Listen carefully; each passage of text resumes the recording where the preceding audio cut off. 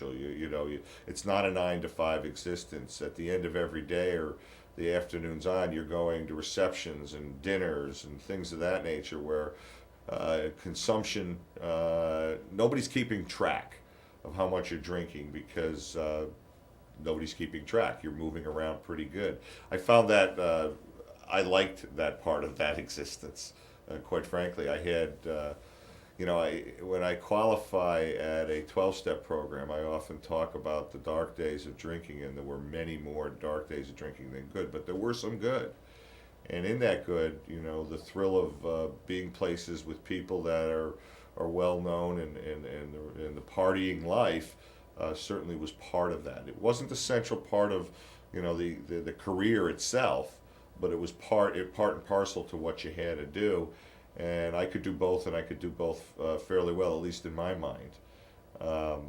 So my alcoholism progressed to the point that I got elected to Congress. I was at a very high level in state government, having been the Commissioner of Labor in New York and then a Deputy Chief of Staff to a governor.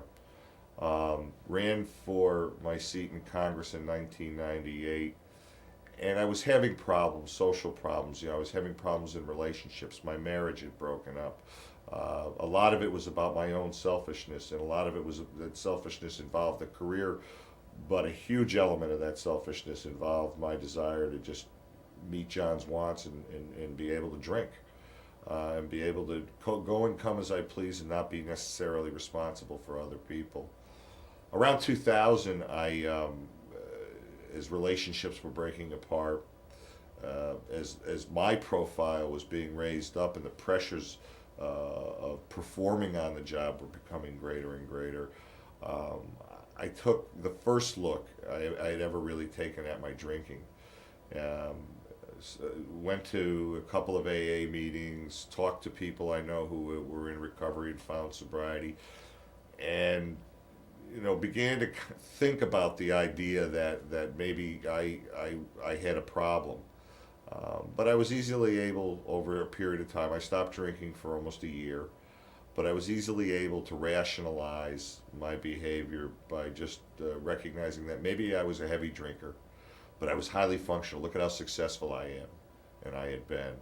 And I went right back into it and drew myself and attracted myself to people who were just like me. So at what point did you realize, hey, I need help? So fill in the blank. I knew I needed help when? I knew I needed help when I got arrested for the second time for drunk driving. That's when I actually sought help. I knew I needed help sometime in the blur between a first arrest, losing an election, losing a marriage, the first arrest, and the second arrest. My disease progressed, and my subconscious recognition of how dark my life was becoming more and more apparent to me. I knew I had a problem when I couldn't stop drinking and my drinking had become a routine of every day. I knew I had a problem when I would get up in the morning and I would talk about, I'm not going to drink today, and then find that I couldn't not drink that day. I knew I had a problem when I got out of bed in the morning and couldn't remember what I had done the night before. I knew I had a problem and that happened more than once. I knew I had a problem when I started to have high blood pressure issues. I would routinely have anxiety attacks. I routinely would have the sweats and the shakes.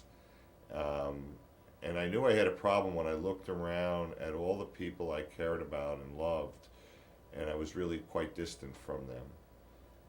And I felt a very deep sense of pain.